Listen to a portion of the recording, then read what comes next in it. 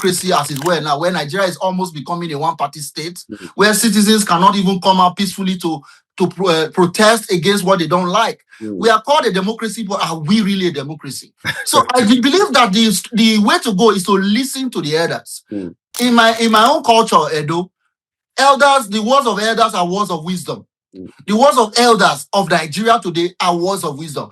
Our brother Anyako, who is one of the leaders of the Patriots, he mentioned that Nigeria must go have a constitutional change. Some of them, when you listen to Ozokome, who is a very renowned SAN from Edo, he talked about we need a new constitution. This is not workable. This is at the heart of what we are seeing.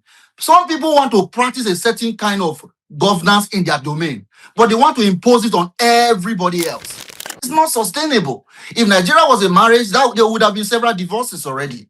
But we can still get this thing to work if we go to a regional government. And guess what? In 2023, leading to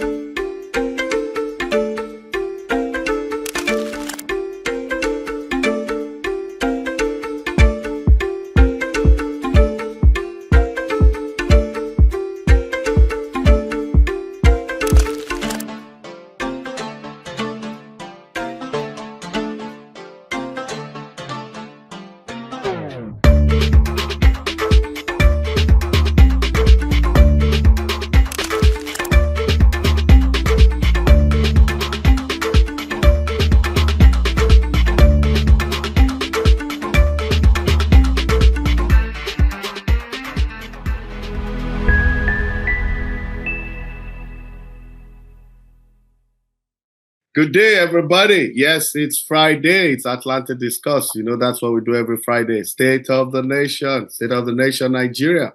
Largest concentration of Black people on the face of the earth. We always say 1 out of every 6 Black person in the entire planet is in Nigeria. It's not a coincidence. It is what it is. It's a statement of fact. In the last 2-3 weeks, you see, we've had guests that talked about what is being alleged to be a genocide. But we know that the facts point to the fact that there are a lot of killings going on. Is it a genocide? Is it not? It depends on the definition. But clearly, statistically, we do know that they have killed more Christians in Nigeria, at least in the last 10 years, than anywhere else in the world. And if you look at the comparison, the second country that Christians have been killed compared to Nigeria, it's way, way, way off. So the statistics are pointing to that fact. We've seen in recent times churches being attacked, you know, people being killed. Now the entire government apparatchik in Nigeria is on red alert. Students have been told to go from boarding houses in about 2 or 3 states now. So that points to the fact that it is true, you know. So that's why today I have a guest that has a fantastic knowledge of what is happening. You know, for 4 weeks ago, I spoke to Peter Arnold. 3 weeks ago was Peter Arnold. Last week, I spoke to the former presidential candidate for the SDP, Prince Adewale Adebayo, all on the same topic. So we're there again. So today, we have Stephen Osemwegie. Stephen Osemwegie, how are you doing? Very well. Thank you very much for having me, Ade. I'm delighted to be here. I've heard so much about your reporting, and I want to thank you for what you do for good journalism out here in America and across the country, Nigeria. Thank you for having me. You're most welcome. I have to comment what you're doing also. I mean, you're doing very well. I know it's not easy. So, but we need to showcase people like you and promote what you're doing for Nigeria. So let me introduce you. I'm sure some people watching this will know you, some wouldn't, but I think it's important I do, because this is your first time. I'm sure it's not going to be your last time. So yes. Stephen Osemwegie is the president and founder of Save Nigeria Group USA, you know, a 501c nonprofit organization dedicated to advancing the welfare of Nigeria, both in the United States and in Nigeria. That's exactly what it's doing, you know. Now, under his leadership, the organization champions education, human rights, religious freedom, healthcare access, and advocacy for democracy and equality. Was born in Benin City. Honorable Stephen Osemwegie is a devout Christian and an active member of United States Evangelical Free Church in the Midwest. He's married with children. Clearly, he holds a degree in and a master's from Southwest University, that's in Minnesota State University, and is pursuing his Ph.D. at Columbia International University in USA. So, well, that's not all. There's more to him. He's a successful entrepreneur, former Labour Party gubernatorial aspirant in Edo State, okay, LUP. Oh, yeah. He continues to inspire reform and youth empowerment through his vision of a new direction for Nigeria. Honorable Stephen Osemwegie represents new generation of leaders committed to transparency, good governance, yada, yada, yada. Now, he's a veteran, human rights activist and all that. So he has a program coming up. We're going to talk about that. But first thing, what's your vision for Nigeria's future? How do you plan to implement a new direction for Nigeria? Because right now, things have gone quite gaga. Yeah, it is. We cannot dispute that. We can't dispute. Nigeria is not in a good state. The president knows it. The vice president knows it. The opposition knows it. The ruling party knows it. The village, everybody knows it. Yeah. And before this came, there've been economic issues and all that. But before we go to the nitty-gritty of conversation, what do you envisage for the future of Nigeria? And I'll tell you why I'm asking you, because I talk to a lot of people every day in the United States, in Europe, in Africa, in Asia, and mostly Nigerians, even some Ghanaians. And everybody has an idea of what the future holds for Nigeria. Some think that we should go the Indian way. It's too big to be a country. Pakistan left India. Bangladesh came out of it. North Sudan, South Sudan, Sudan and South Sudan. There's the Malaysian example, Singapore, and we can go on and on, Indonesia, East Timor, and all that. Some say, no, there's strength in diversity. We just have to change the constitution. For example, we have 6 sub-regions. They could all be federated units. There should be devolution of power, and so on and so forth. What do you foresee from your side as you're looking at it? Thank you very much, Ade. Very delighted. That question is at the heart of everything we are seeing. Nigeria today is at the crossroads. I think, if I might argue, apart from the period of the Civil War, Nigeria has never been at this stage where the world is watching, where the tension is palpable, where people are concerned that it looks like we are at a crossroads. Absolutely. As far as our dear nation, Nigeria. I was born and raised in Nigeria, in Edo State, worked in Niger Delta a bit before moving to the United States. So I am someone that understands from the perspective of someone who grew up in Nigeria, even though I live today in America. And my vision for Nigeria at this stage is that there was a constitution of Nigeria that was negotiated before Nigeria gained independence in 1960. Okay. Painstaking efforts were done in conferences in 1958. Regions from the north to the south, east, and the southwest, the major blocks, came together and agreed a constitution to form a confederation called Nigeria in 1960. That constitution lasted for 6 years and was jettisoned by soldier army men in the name of coup at the barrel of a gun. And I will argue that Nigeria missed its way in January 1966 when the first coup happened. And since then, we have been rubber stamping and patching the dying horse that is Nigeria. And today is a combination of all these failures. So my vision for Nigeria is to return to the original constitution that was agreed upon before the colonialist government of Britain gave us independence. Nigeria has to go back to the 1960 constitution. Regions have to be able to have autonomy to operate their region and contribute to the parliamentary system of government in the center. People in the north should be allowed to practice their religion freely. People in the south should be allowed to practice their religion freely. There should be no imposition. For example, in 12 northern states of Nigeria, where a lot of Nigerian Christians live, there is a Sharia imposition, which the Christians do not want to live under, but there is an imposition. Nigeria also today, for the first time in a long time, since 1999, has a government that is not representative of the religious diversity of Nigeria. We have a Muslim president and a Muslim vice president, and many top officials are of the Muslim faith, whereas Nigeria is supposedly a country that is 50-50 majority Muslim and Christians. So for Nigeria to move forward, everyone has to have a sense of belonging. I'm from Edo, a minority in Nigeria. We have not even raised the issue of the minority voicelessness or lack of being seen in Nigeria. We are just talking about even the major blocks, which is the north and the southeast and the southwest, which they call Wazobia in Nigeria parlance. Yes. These three blocks had an agreement, including the Midwest region, which later became Benin State, agreed on the constitution. That is the only constitution that carries the word "we the people" of Nigeria. We the people. Currently, the 1999 constitution that they are amending and patching, none of us agreed to it. It was imposed by northern military dictators. And Nigeria is struggling under an unwilling marriage. If our leaders and elders of Nigeria know what this moment brings, it is an opportunity for a national conference to return to the original agreement. That is the way forward, because right now we can patch it here and there. It is not going to work. So my vision for Nigeria is a united Nigeria, a Nigeria that is united, where religious freedom becomes the norm, where Nigerians can live anywhere they want in that union, just like we have in the UK. You can live in Northern Ireland, you can live in Wales, you can live in Scotland, you can live in Britain, but you are part of the United Kingdom. Nigeria is a united states of different ethnic groups and religion. And in the south, we are predominantly Christians. In the north, we are predominantly Muslims. But even in the north and in the south, Muslims and Christians live together.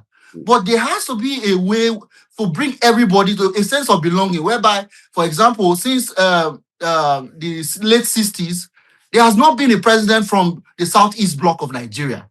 I'm not from the southeast, but they are crying out to say, we are being marginalized. And people like the current Nnamdi Kanu that was just sentenced to life imprisonment and incarcerated for life. Some of what fuels that agitation is the sense of exclusion. So Nigeria, my vision for Nigeria is a united Nigeria where regions can operate autonomously to protect themselves, to thrive and contribute to the center. If we do that, Nigeria stands to be one of the top economies by 2050. We are already a very large population and we are poised to grow even more by 2050. More of the world will be Nigerians. So I believe that our leaders have an opportunity at this time, with the global attention, with the insecurity and everything that's going on, to go back to what we agreed before we even started Nigeria. Thank you. Do you think with everything going on right now, there's a window of opportunity to attain what you are recommending? Absolutely. There is a group of elders, the Commonwealth Secretary General and Patriots. Yes, they've been pushing. I interviewed about 4 of them. I think it was in July, the whole of July. Ankyo Briggs, Inuro Wills, Amage Kentebe, and Professor Tommy. Throughout that month, we're talking about what that conference did. I think August or July, something like that. But please go ahead. But if you listen to them, these are the people you just mentioned are fathers, well respected not only in Nigeria but globally. Absolutely. People who know Nigeria and who love Nigeria. Someone like Patutomi is my personal role model. The man understands the country, he loves the country, and he bleeds for what is going on with the confusion with our democracy as it were now, where Nigeria is almost becoming a one-party state, where citizens cannot even come out peacefully to protest against what they don't like. We are called a democracy, but are we really a democracy? So I believe that the way to go is to listen to the elders. In my own culture, Edo, elders, the words of elders are words of wisdom. The words of elders of Nigeria today are words of wisdom. Our brother Anyako, who is one of the leaders of the Patriots, he mentioned that Nigeria must go have a constitutional change. Some of them, when you listen to Ozokome, who is a very renowned SAN from Edo, he talked about we need a new constitution. This is not workable. This is at the heart of what we are seeing. Some people want to practice a certain kind of governance in their domain, but they want to impose it on everybody else. It's not sustainable. If Nigeria was a marriage, there would have been several divorces already. But we can still get this thing to work if we go to a regional government. And guess what? In 2023, leading to the elections, all parties, including the current president, Bola Ahmed Tinubu, said they were going to do restructuring. But immediately any one of them get to power, they see the hallowed powers that they control, Yeah. the resources. They jettison the idea of restructuring. And I think Nigeria know that the way to go is restructuring, but I am suggesting that going back to the original constitution is even the bare minimum we can do. And that will immediately arrest the problem of this so-called radical Islamic jihad that is going on. Regions will have security autonomy to protect themselves. Because right now, security is centralized. People are unarmed. Some marauding Fulani herdsmen are coming and butchering people. And somebody is asking, how come they are not fighting back? But the current government does not allow people to fight back. As a matter of fact, there's somebody called Sunday Jackson who is facing the death penalty right now for defending himself against an attacker. So the state of Nigeria this presents both a problem and an opportunity. And I'm hoping that our leaders will key in and become the patriots that they should be, to look at how we started this country and go back there and begin to retrace our steps. All right, fantastic. So let's look at the origin of these killings. I don't want to call it a genocide because I know... I'm sure you wouldn't, but I call it a genocide. I respect your... Yeah. No. When I say I don't want to call it a genocide, I'm trying to... Maybe you should have allowed me finish. As we speak today, it is genocide. I'm not disputing that. Okay. But we're trying to look at the origin, So when it started, it wasn't a genocide. I mean, I'm old enough to know there was Maitasini. I've read about Bukafoy, the origin of this thing, Maitasini riot. All those periods, it wasn't genocide, but it was still Islamic fundamentalism. You understand? In Islam, you have this the Shia who are more loyal to Iran. You have the Sunni, And I remember when Buhari came in, Nasir El-Rufai was governor. They dealt with, I've forgotten his name, the El-Zakizaki people who are more Shia, you understand? So, but what I'm trying to say is that let's look at the origin. How did Nigeria get to this? I know Plateau and Benue in all shape and form are Christendom. You understand? There's no way to swing it from Langtang, Shendam, Pakshin, the Mangu and all those local governments. They are Christendom. Jos has been a beautiful place from day one. Unfortunately, it doesn't radiate the same aura again. Benue, the Doma, TV, they're mostly Christian. So, but whatever is happening, now the question is, how did we get here? Is it political? I've heard people say, whatever is happening now is because of the election. They used it to drive Jonathan away, which was true to a very large extent, and now they want to use it against another Southern president, There are people that say, oh, it was because after Gaddafi died, there were a lot of arms trickling down from Libya, and lo and behold, Nigeria became the bastion of the Fulani people. Some have said the Fulanis don't have any foothold anywhere else. I remember they had issues in Central African Republic. They were kicked out. That Nigeria is their last foothold. I fight to finish. Now, I will add that in jihadism, it has never been hidden that there's an expansionist program. They need to, if you look at historically, they get jihad, they fight for it, and history is replete with countries that were Christendom in the past that are now Muslim in nature.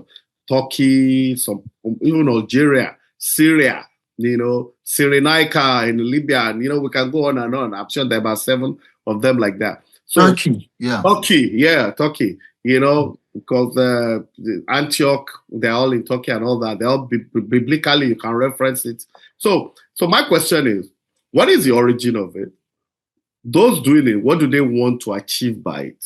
Because I know you've done a lot of research. That's why I'm going through all this gamut of explanation. It's right for people that listen. Where is this coming from? Where is it going? Is it political? Is it just jihadism to make Nigeria fully Islamic, or it's just for the election? What really is happening? Yes. So thank you very much. That is a very good question, and I like the fact that looking at it holistically will help you understand where we are. I believe in that maxim that says, to know where you are today, you must know where you are coming from. Absolutely. And that is at the heart of your question. Well, I'm a lover of history, and I do study history a lot. And I understand that in 1804, there was a man at the helm of the jihad at that time called Usman Dan Fodio, who came on horseback, conquering all the way to the present-day Middle Belt. and they created caliphate with a Sunni Islamic inclination, which is why Nigeria today is mainly Sunni Islam with a minority Shia Islam in the north. He created caliphate that still exists today with emirs, and they are still very powerful. That culture of expansionism by conquest sadly appears to be reminiscent of what we live today more than 200 years later. There are people who believe that they must dip the Quran in the Atlantic Ocean because one of the goals of Usman Dan Fodio was to conquer the entire sub-region up to the coast and create a caliphate. He could not finish his jihad before the British came in, and the Middle Belters did defeat them, particularly the Tiv area, the Plateau warriors stopped his violence and attack at that time. And now the front line is exactly where? The Tiv area, the Plateau area, where Uthman Dan Fodio stopped. It's not a coincidence. There are people who secretly hold this view that Nigeria should be an Islamic state where Sharia law will be practiced. This does not consider the fact that they live in a union where more than half, particularly majority in the South, believe a different thing entirely called Christianity. They don't want to even allow themselves to consider that people have a right to choose or believe something differently. They are not trying to persuade this half of the country. They are trying to impose it by violence, which is why the problem you see is that people will go into a village, kill women and children, pregnant women, mass graves everywhere, displace the people, and after some time, you see the same Fulani militia coming to take over those villages, renaming the places where churches once stood, mosques are built, while those who own the villages are in camps. Let me shock you. In 2024, when I was campaigning for my friend Olumide Akpata, we went to a camp in Edo State. Over 30,000 people were there from southern Borno. They've been there since 2011 in IDP camps in Edo State. And let me shock you also. People in Edo State, many of them do not know. I also did not know that there were people, Christians from southern Borno, displaced by Boko Haram in Edo, southern Nigeria, in a camp. In the camp, it is like a slave camp. Who is feeding those camps? Who is feeding those IDPs? Those IDPs are left on their own to rely on NGOs, churches, goodwill, and those are not consistent. The government even denies the presence of IDP camps.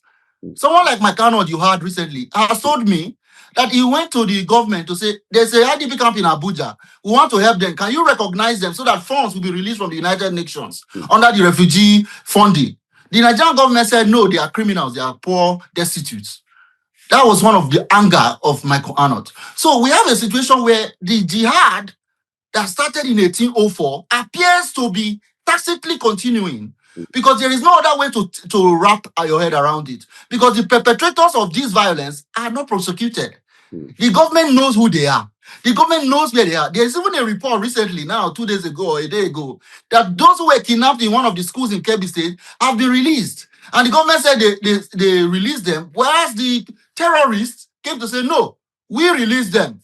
And the allegations that the ransom was paid. Forget about Nigeria. No, Bayo Ononuga says no ransom was paid, and they called them on phone and they warned them. And as law-abiding terrorists, they are obliged. No, that is what Bayo Ononuga will have you believe. I said on social media that Lai Mohammed will be shocked that Bayo Ononuga has broken his record. Because we know what Lai Mohammed did during his time as a spokesperson. I can tell you authoritatively that ransom was paid. Where I've spoken to 1, 2, 3 people that should know that would lie about it. Ransom was paid. So I don't have the evidence that ransom were paid, but I'm not a stupid person. I know 100% that ransom was paid, but they want you to believe that they called them, and because they called them and they are law-abiding terrorists, they released the churchgoers in Kwara and also the students in Kebbi. My point is this: to tell you that Nigerian government knows about this secret jihad and genocide, they reward this violence with ransom payments. So these people now, in the last 1 week, they've made more money than many listed companies in the stock exchange in the last 1 week. And what is that business? kidnapping for ransom. And when they have this money, they procure more military weapons to continue the jihad. While the majority of Nigerian Muslims are not violent, they are not terrorists, they don't openly support this, but there's a conspiracy of silence whereby these people are allowed to continue to advance. And now they are coming closer to the southwest, and some people in Lagos are beginning to get worried. Oh, these people are coming to Lagos. You don't need to wait for them to get to Lagos. In Edo State, they are already there in Edo North. There are people that have to pay tax to Fulani militias to go to farm in Edo. Now that you have said Edo, and I know you're a very honest person, that's the 8th state, based on my own count, where non-state actors are taxing people. It's not non-state actors. It's Fulani Islamic militia. But they are non-state actors. Yes, but I like to name them because they don't want their names to be. Okay, Fulani ethnic militia, call them whatever. Yes. Based on my count and my research, before this interview, there were 7 states in Nigeria where they were collecting tax from people. Now, if what you're saying, Edo, I believe is true, Edo is the number 8. People have to pay tax to go to farm. And so once you reach Edo, some of us from Edo and other parts of South, West, and the rest, we are beginning to realize that if we continue to keep quiet, we are in danger. Every Nigerian Southerner is in danger because the government is either unable or unwilling to stop the people they know are perpetrating this crime. Yes, I like what you've said. And the way I want us to do it, I'm going to enjoy this conversation with you because I know you're very vast in it. That's why I'm asking a very interesting question. Now, I'm going to be fair on the jihadists too, because like I said, they've never hidden it. Historically, that is their mode of operation. They come, they behead the king or Oba or whoever is there, and they install an emir. That's always been their style historically. Now, we as Nigerians, were put together somehow. Colonial, British, Commonwealth, what have you, Now, those that put us together, and did they envisage this? Because it is looking like, okay, let me put it this way. Look at it this way. You just said now that Edo, Delta, Southwestern Nigeria are worried. People in Lagos, not just Lagos, people in Oyo, Ogun, and all that.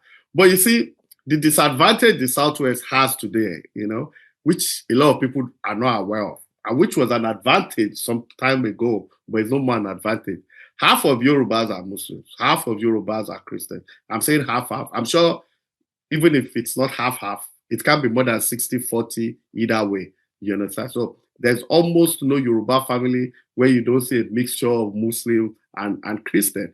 And I've also found out that in most of the forests in the Southwest, I'm talking Shaki, Shagamu, even as far as Kara on the Lagos-Ibadan Expressway, they're already there, domiciled there in Ekiti, Idori.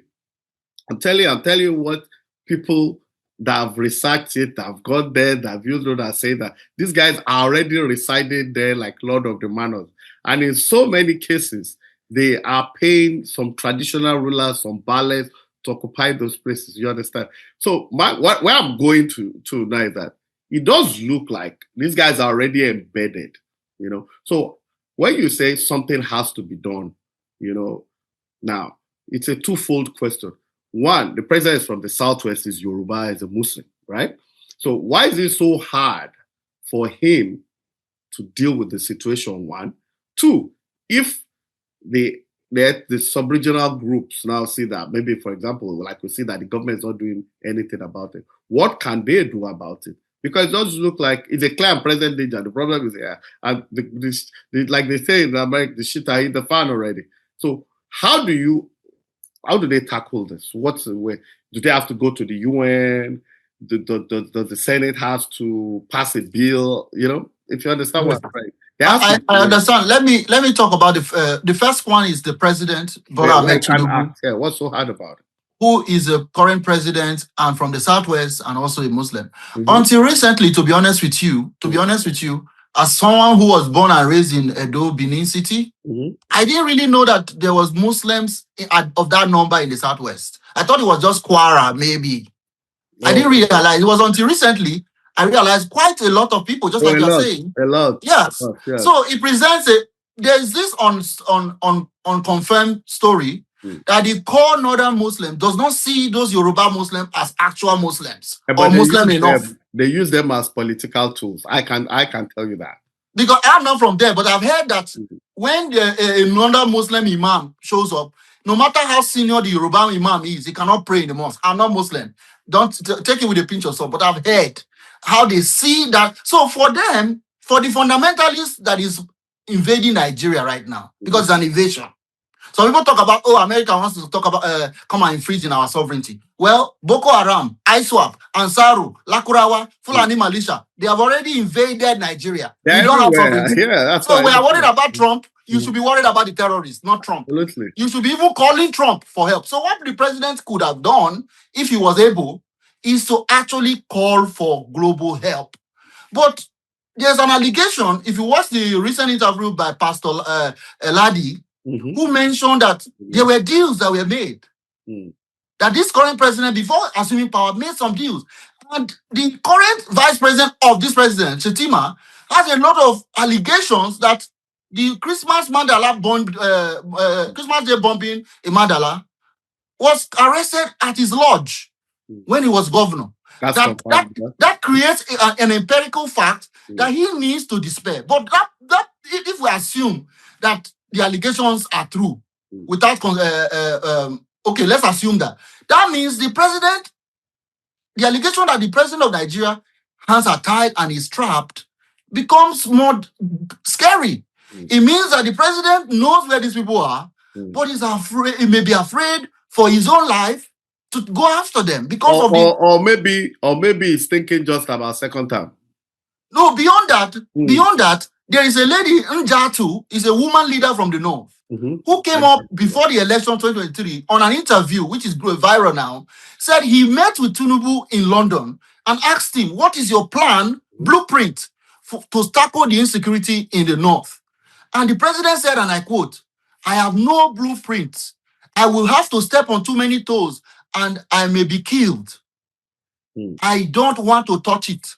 That was what the president or the then candidate Tinubu told Njatu. And she said it on TV. So if you agree that she's saying the truth, which I have no reason to doubt, does that not tell you why we are here? Why 315 children can be kidnapped from the Catholic schools and today we still don't want to go after them? Why people can go into a church, kill people on video camera, kidnap members, and tomorrow the governor, the Ononuga is telling you they called them and they brought the church goers back. Whereas before the release, they said each person must pay 100 million in a rural setting. And I watched by Bishop David Oyedepo reacting to this cancer called kidnapping for ransom that is fueling the jihad. So the president must come out clean. If he is unable to hold the reins and secure Nigeria, he should resign. He should. Because some people say, okay, if you resign, is this a team that you want? The point is that a president's job is the security of life and property. The moment you have sacred cows you cannot touch, you are no longer the president, ab initio. So that's talking about that. Then the second part of your question, can you remind me? Yeah, what can they do to mitigate? The regions. Yeah, the regions. What can they do? Not just the regions. I mean, the Yoruba group, the Christians. Since the government is not doing anything strategic, what can the Christians, for example, do? You know, do they need to go and pray? I remember now. Okay. Do they need to fight it? You know, what's the way out? So the way out. They have to wait for international help. You know, that kind of thing. What do you think they should do? I think the way out is where we started this interview. We need a constitutional rejig. Nigeria needs to be resetted. How do we get to where we will sit down together and judge? Because right now, our laws do not allow regions to protect themselves. The governors of states are just yes-sir boys. They don't control the police in their state. They don't have police powers as governors. Who will initiate that political decision that everybody has to sit down? Because what you said is we should go back to the 1960s constitution, which was not north, east, west, and probably middle belt. You know, now we have 6 sub-regions. But what will make us sit down? Is it the president that will insist on it? The patriots clearly want it, but they don't have the wherewithal to bring everybody together. Do we have to wait for it to crumble before we now decide to? Exactly. Or do people have to just go on the street and start fighting themselves?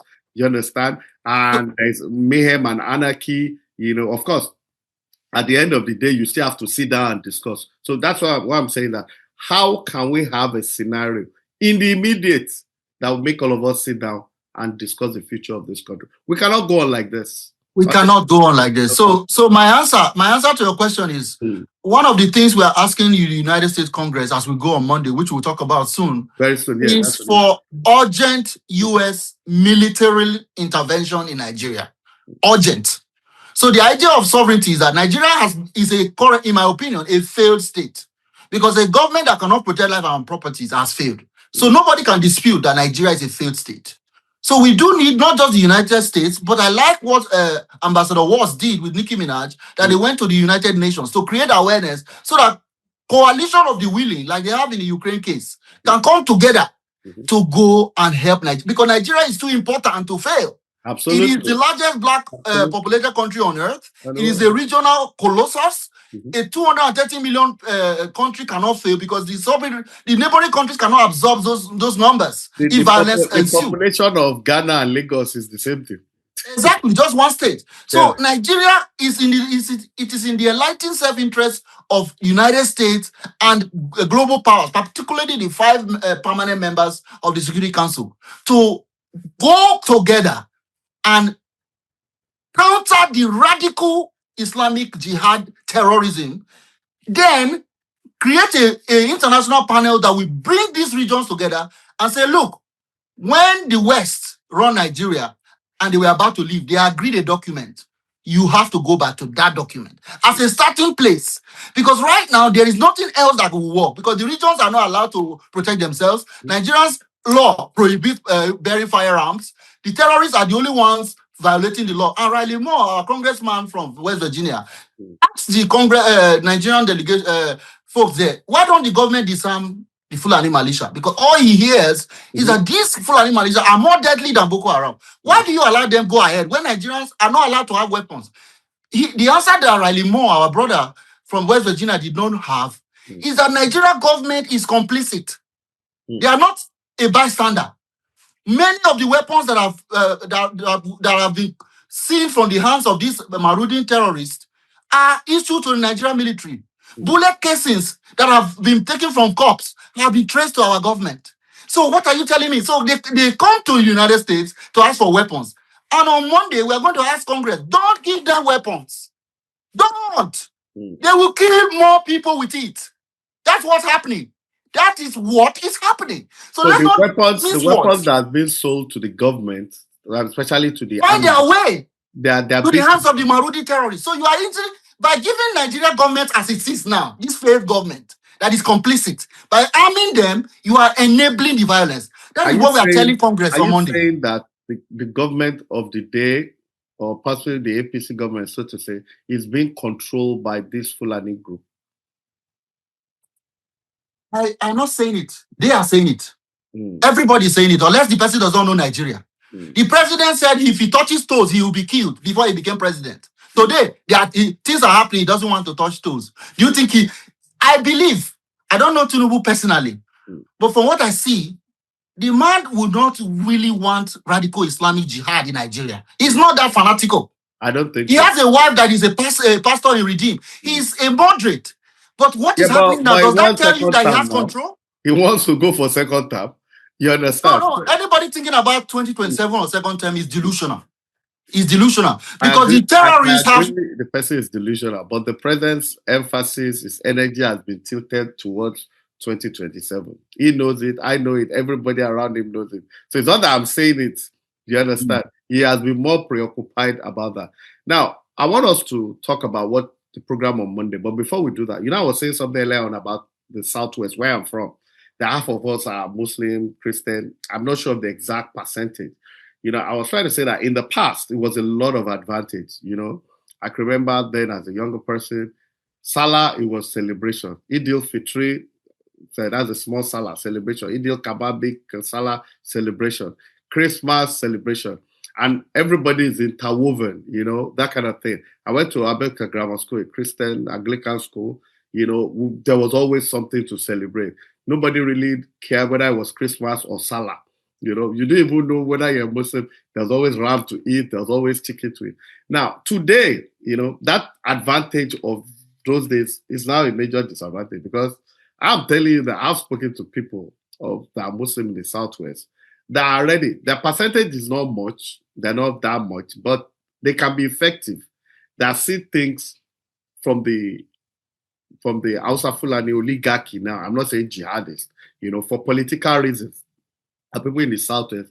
And our history is replete in it. You can see some of our politicians, even of Christian origin, you know, if you look at the time Akitola and Awo were fighting, you know, Akitola was moved to the north, you know, the northern politician, they drew him closer to them. You know, there Yoruba politicians that worked with MPN, you know, yes, they excuse them that we don't want to be regional. Tinubu worked with Buhari. He said, I'm going there. He said, I say I'm coming. I said, AWO in the 60s, Action Group, then NPN. Their excuse will be, we don't want to be a regional party. They align with the North, you know, and so on. And lately, you know, where we have their APC alliance, you know, Southwest with the core, with the North, the core Fulani, you know. So now, Bola Tinubu, for all intent and purposes, is a major beneficiary of that alliance. Do you understand? He's a major beneficiary of Emiloko, yeah, you know. I mean, Buhari had it, so I think it was logical for him to say that. Whether the election was free and fair is another topic for another day. He said you grab it, you snatch it, but now he cannot run with it. All of a sudden, I'm not a big fan of his, but I have a lot of sympathy for him now, because I know I don't. He's going through a lot, you know, and I would expect that, you know. Anyway, back to what I was saying. So for the Southwest, for example, you know, there's been serious infiltration.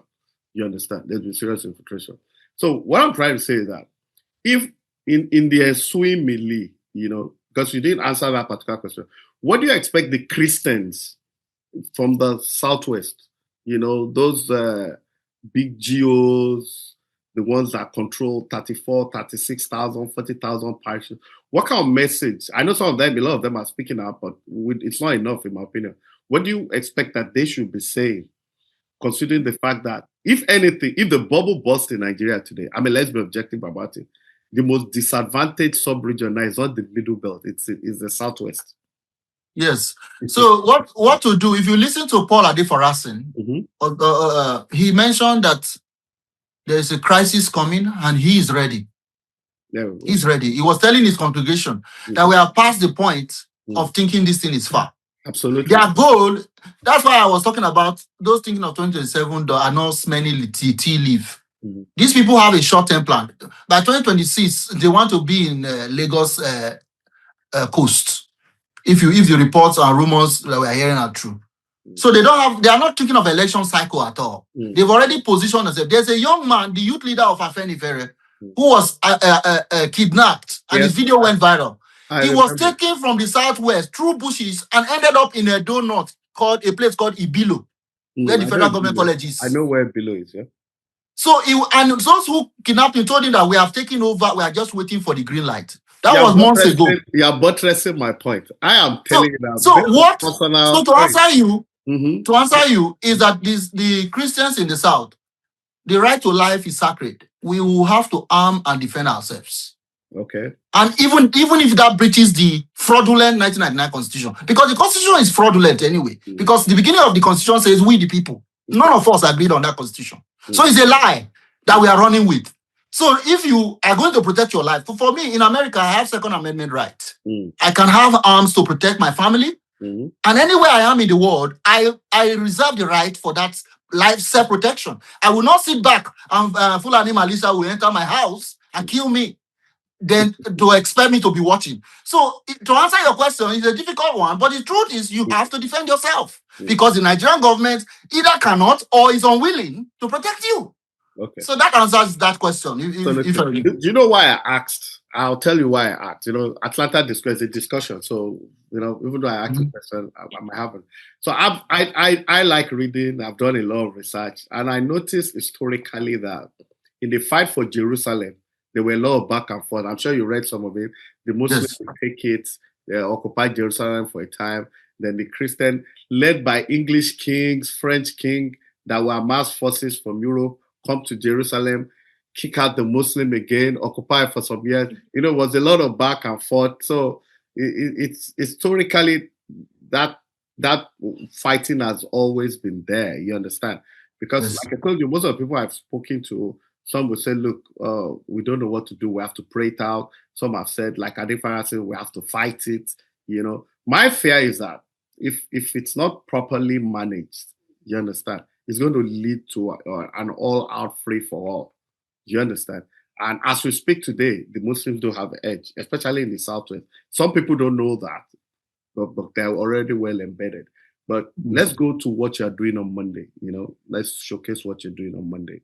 So tell us, what are you doing on Monday, December 1st? What is it about? Why you are doing it? And what do you want to gain from doing it? Over to you, Stephen. Okay, thank you very much. On Monday, we are having a mega rally in Washington, D.C., bringing together the Nigerian American community, faith leaders, to go to Congress, because there are bills in Congress that we would like for actions to be taken on, such as the House resolution by Representative Chris Smith of New Jersey, which is the head of the African Subcommittee. He has a resolution 860 that talks about identifying this as a genocide.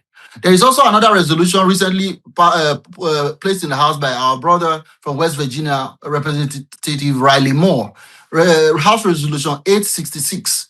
There is also a bill by Ted Cruz in the Senate to bring sanctions to the sponsors, which the US know, and even the UAE sent a list to Nigeria, and the Nigeria sat on the list, to sanction and freeze the asset and apply even the Magnitsky Act on sponsors of this genocide, because it is well funded.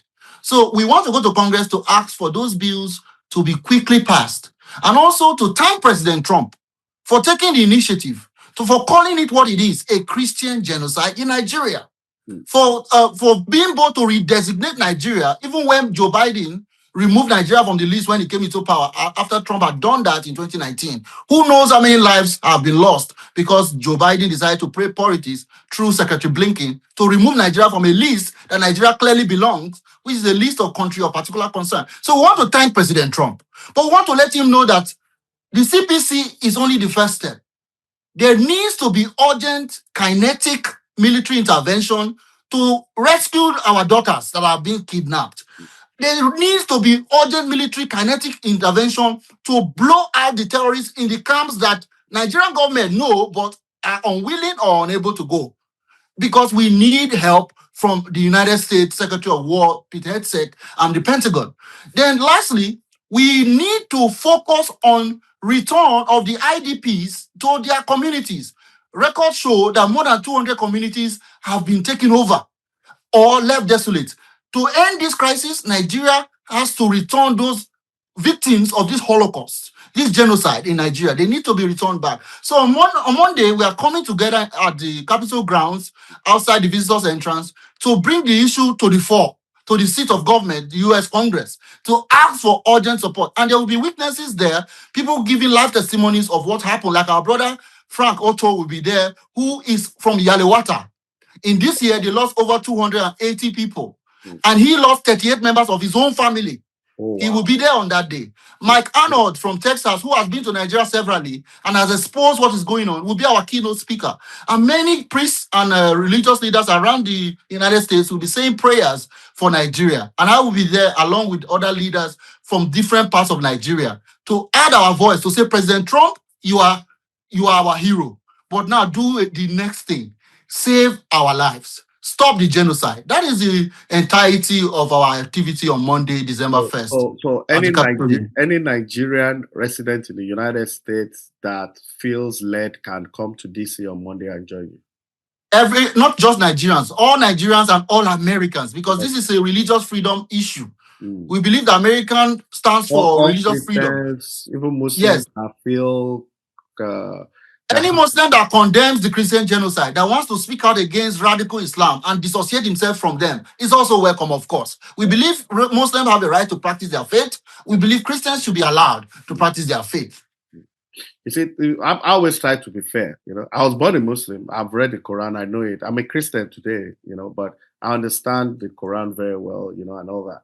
So, well, now you said that President Trump should come in and help Nigeria solve the problem militarily, right? Now, Yes. from some of the investigations we have done, with people on ground in Nigeria and all that, there are reports, even though unconfirmed, but it does seem that it's true, that some of these militias, these ethnic jihadists, whatever we call them, have some of their ammunition stored in palaces of maybe emirs, reputable people, and in some cases, maybe there's even connivance with the military.